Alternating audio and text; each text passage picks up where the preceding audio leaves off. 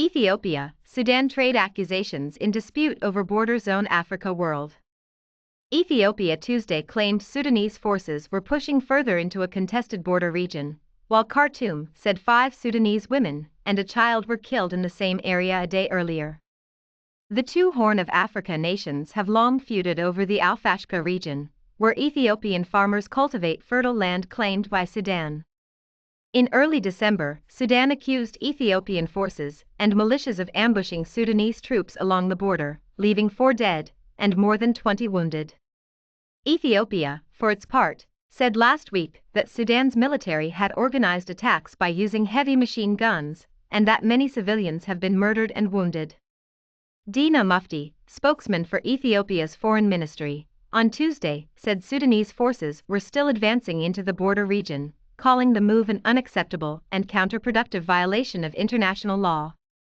The current situation is the Sudanese force at the border is boosting its position and moving forward into Ethiopia's hinterland, Dina told a press conference. He called on Sudan to return to the previous status quo to give space for a demarcation process.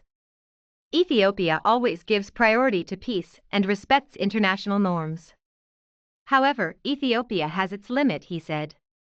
Dina has previously accused Sudanese military officers of trying to take advantage of fighting in Ethiopia's northernmost Tigray region to press its territorial claims in Al-Fashqa.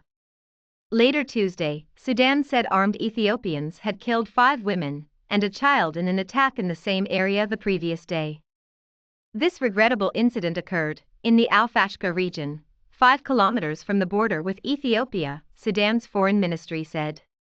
The women were harvesting crops when the attack took place, the statement added.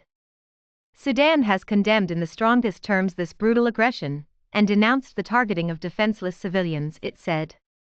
The Tigray conflict has spurred tens of thousands of Ethiopian refugees to cross into Sudan. The two countries share a 1,600-kilometer, nearly 1,000-mile, frontier. In 1902, a deal to draw up the border was struck between Great Britain, the colonial power in Sudan at the time, and Ethiopia, but it lacked clear demarcation lines. The two sides held border talks in late December, and Sudan said December 31 that its army had restored control over all border territory that had been taken over by Ethiopian farmers.